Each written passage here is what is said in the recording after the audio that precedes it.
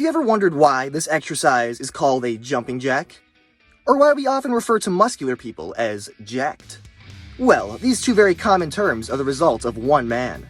The same man who brought us one of the earliest commercial gyms, the first workout machines, and prototype for resistance bands. Without this man, we probably wouldn't have protein bars and other health supplements.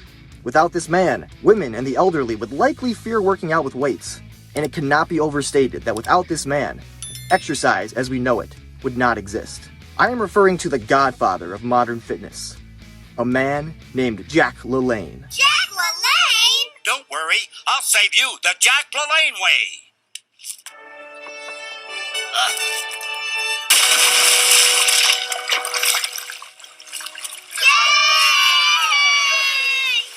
Which was probably kind of obvious given the title of the video. Uh-oh.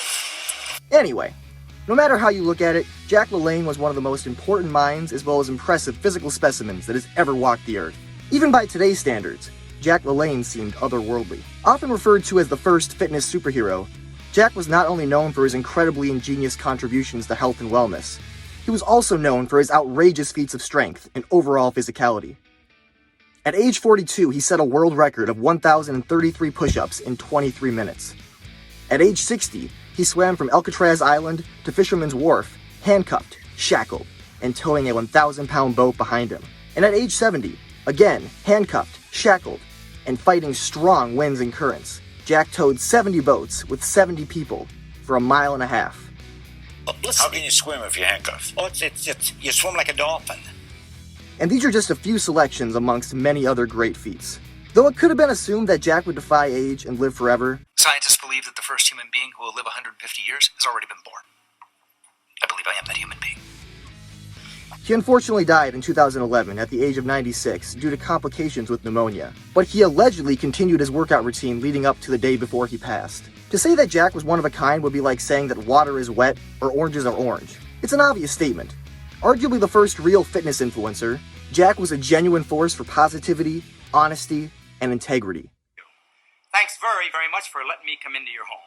You know, my name is Jack LaLanne, and I'm here for one reason and one reason only, to show you how to feel better and look better so you can live longer. Please, keep your dial right where it is, because I want to become real good friends with you. But given all the fitness gurus that have come since, do all of Jack's methods hold up? Let's talk about it. On the whole, Jack was someone who promoted and preached the expected healthful habits. And I want at least 10 raw vegetables chopped up very finely. The finer you chop up your vegetable, the more volume you get. That's what you want to get. He stressed eating a lot of whole foods and avoiding junk food. Eat a lot of fruits, vegetables, lean proteins, drink plenty of water, avoid drugs and alcohol, work out at least 3 times a week, weight training, stretching, cardio, etc. He was also a big proponent of having optimal posture for optimal health. Obviously, there was a bit more to it, but that's the gist. Even though a lot of these recommendations do seem very commonplace by today's standards, Jack was basically the first person promoting any of this information. I had my first health spa, the first modern health spa in the United States in 1936 in Oakland, California. In those days, those were the dark ages. People knew nothing about exercise, and when I first opened my studio, the word got around in the newspapers and the radio and all this, that this Jack LaLanne, this Mr. America, the muscle-bound guy, the nut, the crackpot, the guy that doesn't eat meat, you know, he's way out, he believes in vitamins. You know, I was some kind of a real nut, a real filbert, believe me. And the doctors, they said, boy, anybody, if you're over 25 years of age and you go to that Jack LaLanne, you'll get muscle-bound, you'll get hemorrhoids, and you'll have a heart attack. This is the truth. This is the medical profession. In 1936, what they said.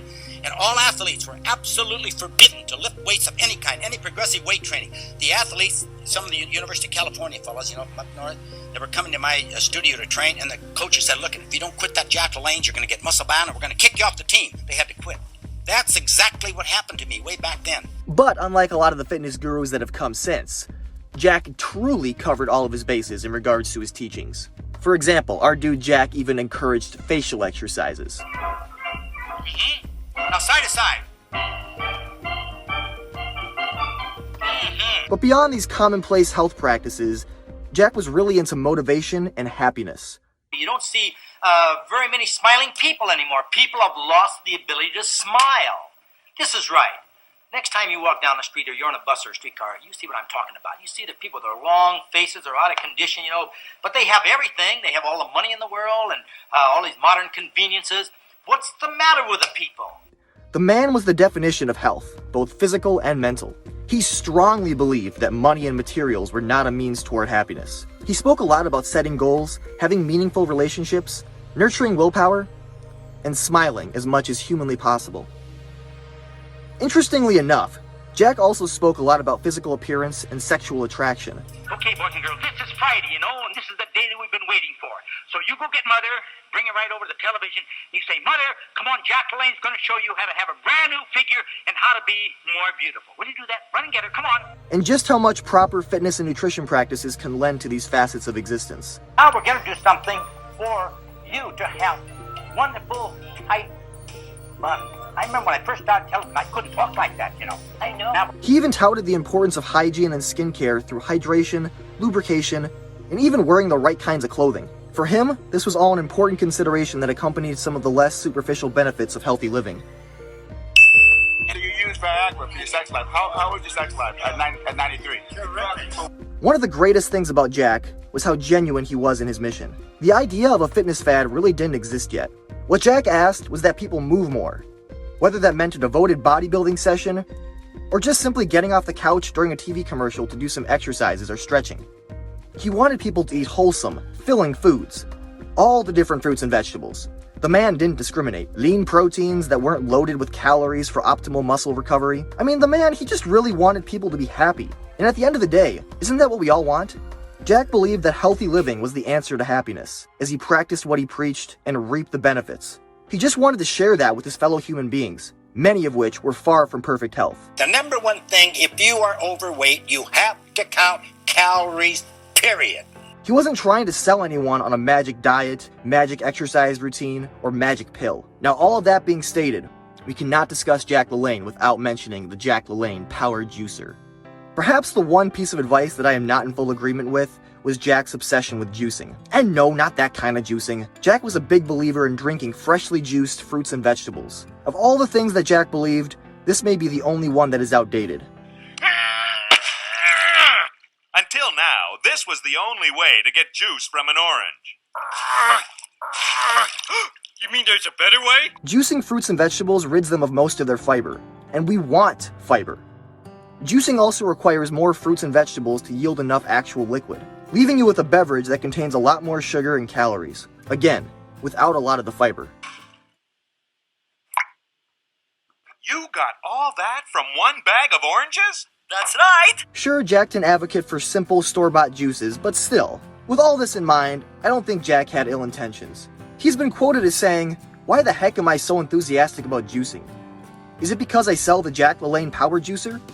Believe me, I get asked these questions. What I do know is that juicing has been a regular part of my life since my late teens, but almost weekly someone would ask me, "Jack, do you really juice? I see you on TV extolling the advantages of juicing." My answer to you all is yes. I love juicing and the results it brings me. A wholesome answer from a wholesome man. So who am I to say? Clearly juicing never did wrong by LaLanne. Believe it or not, Jack was the exact opposite of the man he would become. By the time I was 4 years old, I was a full-blown sugar holic. I was always a very nervous, irritable kid. My mother could never handle me. And I was sick, had these headaches all the time. And by the time I was 10, 11, 12 years old, I had this uncontrollable temper. I was 30 pounds underweight. On one occasion, I tried to kill my brother. And another time, I was thinking about suicide. You can't believe it. It was a hell on earth. He managed to turn things around after his mother took him to a seminar where early health advocate Paul Bragg spoke. And this was the moment where Jack was reborn. He went from 0 to 100. And though it may not be necessary to take things as far as LaLanne did in order to be healthy, even just taking on a fraction of his teachings will likely lead to success. Anyway, if the worst example of health can turn into the best example of health, then what's stopping the rest of the world from turning things around as well? It is possible. Again, Jack passed on in 2011. It really did seem as though a man like this should never die. Aside from his reputation as the ultimate fitness guru, Jack also had a great sense of humor. A very famous quote of LaLanne's was, I can't afford to die. Wreck my image. It would wreck your image. but Jack didn't fear death. He went on to say, "If I died tomorrow, I would have no regrets. My life has been full and rewarding." I have enjoyed every second of my life since discovering the fitness lifestyle. Most important to me is the fact that I've been able to help so many people see the light. The unfortunate reality is, if Jack were still alive today, he likely wouldn't be happy with what he would see. The world is experiencing a critical health decline, largely because of our habits. There's more fat people than there's ever been right now. All these hamburgers and hot dogs and all this stuff that's killing the kids. Sometimes I get so, I get inside of me. How can people go for this stuff? Fitness industry itself is also kind of a joke. Fads and misinformation largely dominate the scene, as well as a lot of performance-enhancing drugs. Steroids. Steroids. I wouldn't take a steroid if you'd give me $10 trillion. No way. Absolutely. Look at how many people, especially in my profession, some of these bodybuilders, some of them have died and they end up in the hospitals taking these steroids. It's, a lot of these people know it's going to take years off their life, but if they can break a world's record, I've talked to them, say, I don't care about that. I just want to break this record, and they don't care how they do it. But hey, like Jack himself, I would like to be optimistic for our future, despite our current condition. Though the godfather of modern fitness is no longer with us, he taught us that anything in life is possible if you make it happen. So come on, let's make it happen.